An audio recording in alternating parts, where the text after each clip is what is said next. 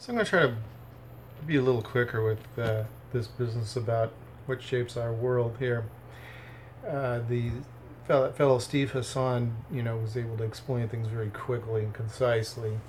Maybe I'm just giving some more examples to make some things real. But so he was in the Moonies, and he had he absolutely believed that he was there of his own free will, and that everything they taught was right, and that other people were just, you know, working for the devil to deceive them and so forth. In other words, all outside information that contradicted their belief system came from an evil source and must be shunned. And so what I'm saying is that when he managed to come out of that, and I'm not going to do his story for him, but what he discovered was that his thinking process was very much altered by means of the processes used to bring these people under their subjugation. And I'm really not an expert in how all this occurs, but sometimes you can, when you learn about the ways things are done, then you see them. And it's easier sometimes to see them in someone else's world, someone else's belief system. It's easier to look at the Moonies or, Heaven's Gate or the Jehovah's Witnesses. And as I said, things are done in varying degrees, but, terrible threats are put over people for the Jehovah's Witnesses. They are afraid they won't be resurrected and be able to be with their family, things like that, if they don't do everything that their leaders tell them to do. If they don't do enough going door to door, and they've got their words for it. It's like if you had a dictionary. I was looking at their terms, and they got terms for this and terms for that, and it's like translating from one language into another. So you could translate that into English, or you could translate that into Mormon. So they've got, what they do on Monday night. LDS people have got family home evening. They've got going door to door, doing whatever they call that. LDS people call that tracting, and that's mainly for the missionaries. They've got, people that disagree with them. They're called, whatever, apostates or something. So they might have the same, people get disfellowshipped. We have people that get disfellowshipped for apostasy. They've got, because they express a viewpoint or read a scripture or see something in science that's not what their brethren, the anointed slave or whatever they call them, their council of 12 or whatever it is, tell them. And so then they're heretics. And if I looked, and that was point after point after point, it was their deal, and it, I could see that there was a corresponding instance that was very similar in the LDS church. And you can look and say, well, great, it's not good to smoke cigarettes. We love the word of wisdom. They've got their own gig. They're cool with drinking wine, and the Bible obviously is, and they cited it, and yeah, it's still in LDS scripture the same way. You just never will read that one in Sunday school. And you can get drunk drinking wine. They say you shouldn't. I mean, I'm not saying it's a great idea to drink alcohol, but they have certain behavior controls.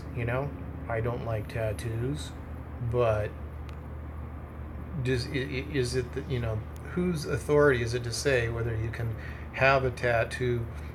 What seems ridiculous to me. What about colored hair? What if you have a purple streak in your hair, or a blue streak in your hair or something? I mean, how's that looked upon? Well, that's probably heavily frowned upon in the Jehovah's Witness organization and also in the LDS church. It's a form of behavior control. And LDS says, the church basically, some of the dogma was, if you have longer hair, it's a symbol of rebellion.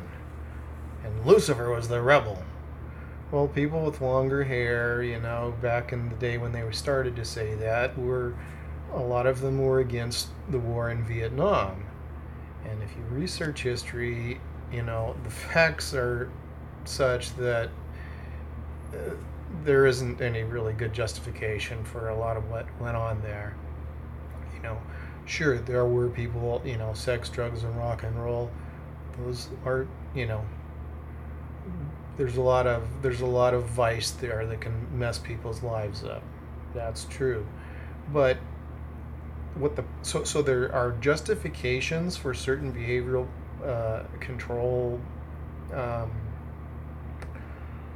items that we can say, hey, well, that looks like that's okay. You know, I can understand because that's bad or whatnot, but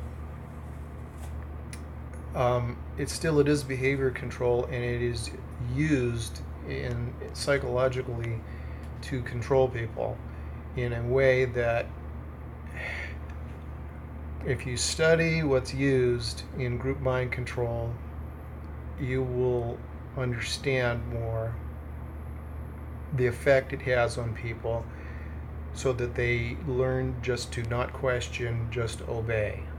Obey the holy masters, the brethren, the anointed slave, or whatever the label is for that, the vicar of God, the Holy Father, whoever it is that's at head of that organization that claims to have divine authority over the people, can get them to do just about anything they want. And we look and we say, oh, well, we're at mainstream, LDS, mainstream, we're just, you know, we're the best of society, and, you know, we're not one of these kooky people that do weird things. But how many of us are waiting to hear it's time to sell everything and leave and go immediately to Jackson County? That's pretty radical, isn't it? We read in early church history some pretty wild things that went on.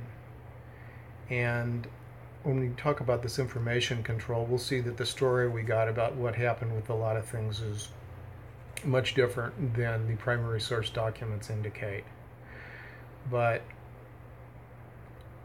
we're a little bit like the unsuspecting spouse of an unfaithful partner that it has no idea what's going on, and when clues appear, tend to ignore them until suddenly they're just too much. Or if someone tells the poor unsuspecting woman whose husband is a rascal what he's doing, she may just not believe them. She'll say, oh, he wouldn't do that. I can't believe you'd say that, and use that thought stop process mentally to protect herself from the horror of what these people are asserting.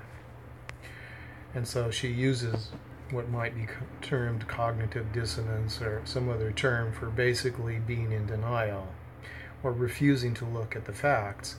And so we see that the Catholic Church did that. They'd say, oh, this is heresy, that's heresy. The Jehovah's Witnesses are notorious for it.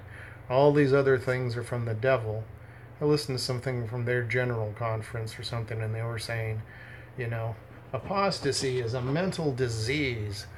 And so you have to stay away from apostates because they are spreading a disease, and it will spread among the flock, you know, like a disease, right?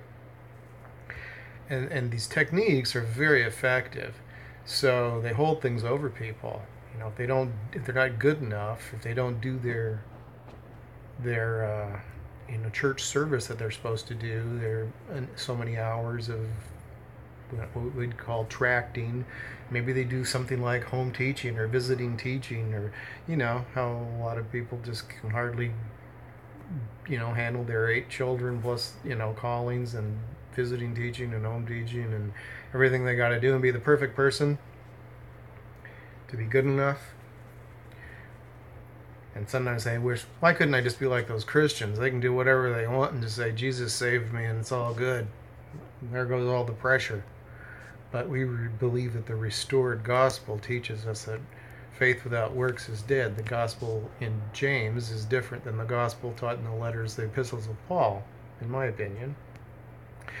So, you know, of course, it doesn't make sense that somebody can just do whatever they want and say, well, Jesus saved me. At least that doesn't make sense to Mormons. It makes perfect sense to evangelical Christians, apparently. And Jehovah's Witnesses are more into the works, but they've got a different approach. So they're controlled and told what to do, and then so they're ostracized if they say something in their Bible study that contradicts what the lesson's teaching, even if the scripture supports it. So they have carefully correlated lesson materials, just as we find in the LDS Church. I mean, there are certain subjects that are focused on, and certain scriptures that are pointed out and used in lessons, and to accomplish the theme of a lesson. But how often do you really go over a whole chapter? When was the last time you studied Moses chapter 7 from beginning to end in a Sunday school class? Talked about, Canaanites getting whacked with blackness so that everybody would despise them, and all those sort of things. Those uncomfortable ones, you don't read the whole chapter. You just don't, okay? It's correlated for a reason, because what they want us to learn is what we focus on, and that's why we have lesson manuals. Because if you read the scriptures, you'll see that the Book of Mormon teaches a much different doctrine than what is taught now by the church. I think I'd encourage everybody to watch videos on what the mind control that's done on the J-dubs. It's mind-opening. When we get past the protective programming, we start asking, why do we have all these strange things from ancient culture like Egypt and the layout of Washington, D.C., and the Vatican and the Joseph Smith Memorial? What's up? Why all the obelisks?